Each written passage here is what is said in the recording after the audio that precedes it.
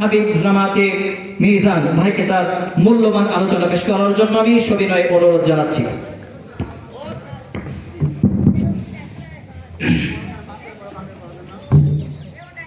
আসসালামু আলাইকুম ওয়া রাহমাতুল্লাহি ওয়া বারাকাতুহু।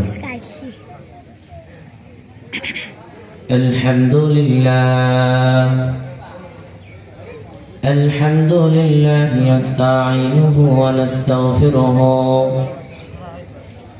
ওয়া নু'মিনু বিহি ওয়া নাতাওয়াক্কালু আলাইহি ونعوذ بالله من شرور أنفسنا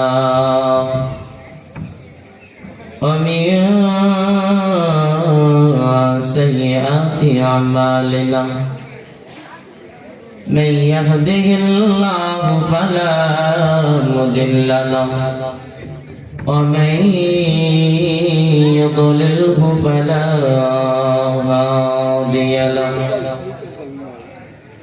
ونشهد أن لا إله إلا الله وحده لا شريك له ونشهد أن سيدنا ومولانا وحبيب قلوب ربنا ومولانا محمدا عبده ورسوله أرسله بالحق بشيرا ونذيرا وداعيا إلى الله بإذنه وسراجا منيرا أما بعد فقد قال الله تعالى في قرآن المجيد أعوذ بالله من الشيطان الرجيم بسم الله الرحمن الرحيم يا أيها الذين آمنوا استعينوا بالصبر والصلاة إن الله مع الصابرين.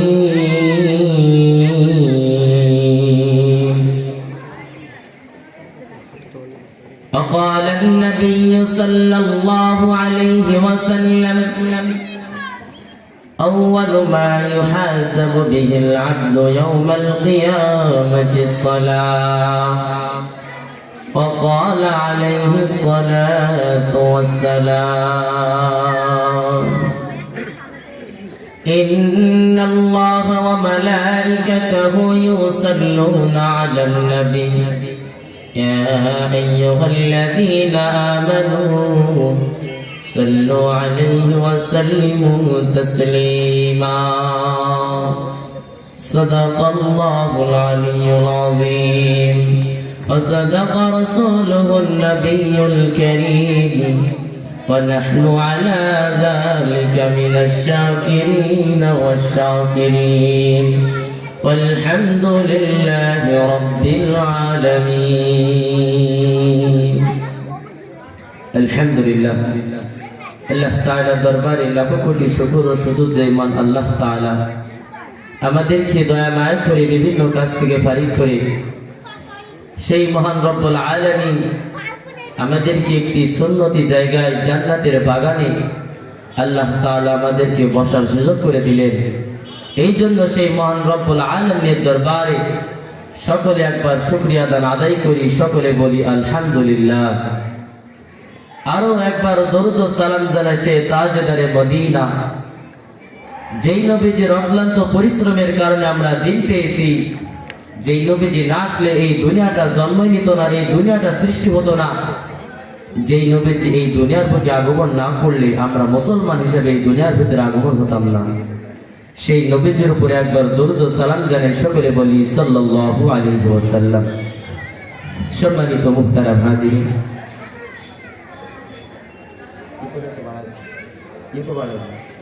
সম্মানিত মুহতারাম হাজির, আমি কুরআনুল কারীম থেকে একটি আয়াত তেলাওয়াত করেছি, সূরাতুল বাকারার 2 নম্বর পারা 2 নম্বর পৃষ্ঠা 154 নম্বর আয়াত। যে আয়াতের ভিতরে আল্লাহ তাআলা বলতেছেন, বিসমিল্লাহির রহমানির রহিম, ইয়া আইয়ুহাল্লাযীনা আমানু ইসতাঈনু বিস-সাবরি ওয়াস-সালাহ ইন্নাল্লাহা মা'আস-সাবিরিন।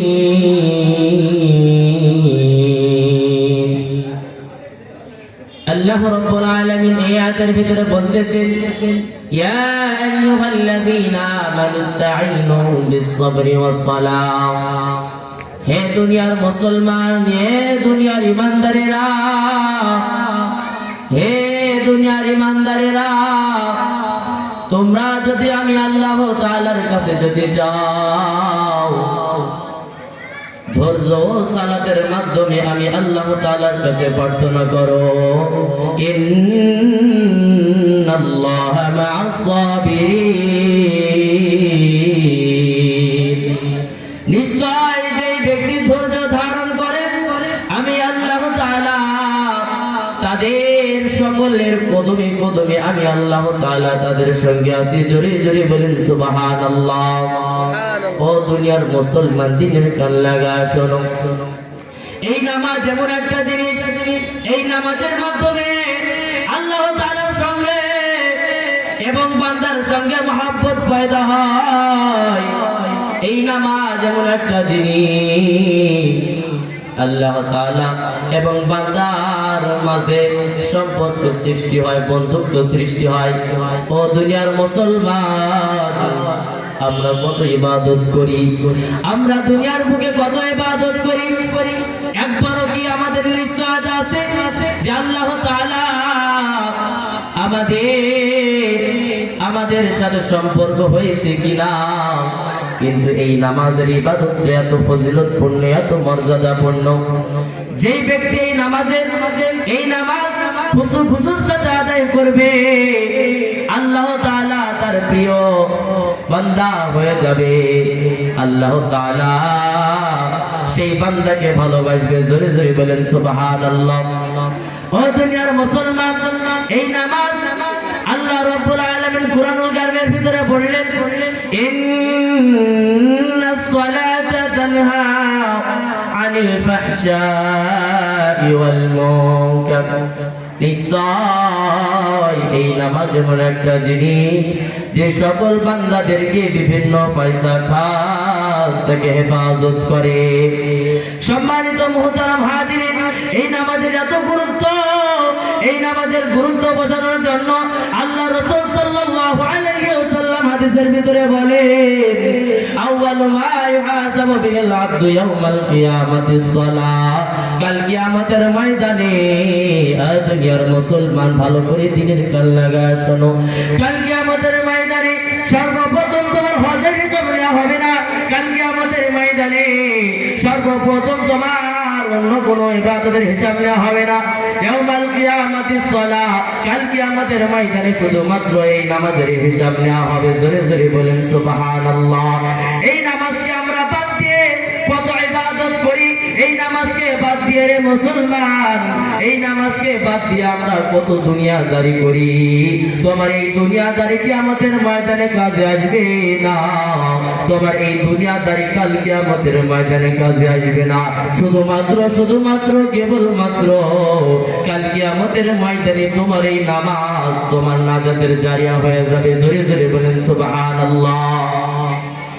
একদিন আয়েশা রাদিয়াল্লাহু তাআলা আনহা হুজুর সাল্লাল্লাহু আলাইহি ওয়াসাল্লামকে প্রশ্ন করতেছেন, ইয়া রাসূলুল্লাহ, ও আমার স্বামী গো, ইয়া হাবিবাল্লাহ, ও আমার স্বামী,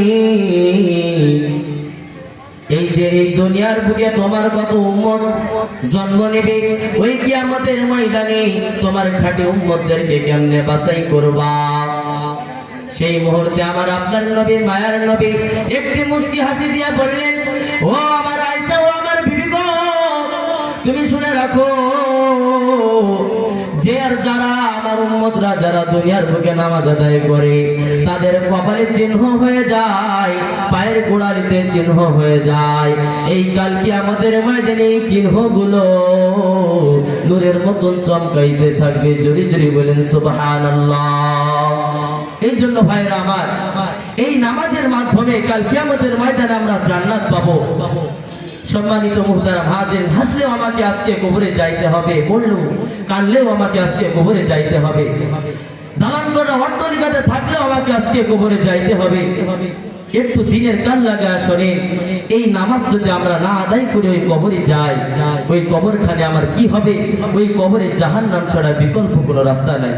এই জন্য সম্মানিত মুহতারাম হাজির, আমার আপনাদের কাছে উদারত আহ্বান থাকবে, এই নামাজ আমরা কখনোই ছাড়বো না। ও বাবাজিরা, আমি আপনাদের হাতেও ধরি পায়েও ধরি, এই নামাজ কখনো জানে আপনারা বরখেলাপ করবেন না, অবহেলা করবেন না। সম্মানিত মুহতারাম হাজিরিন, আল্লাহ তাআলা আমাদের সকলকে উক্ত কথার উপরে আমল করে সহি শুদ্ধভাবে নামাজ আদায় করার তৌফিক দান করুন।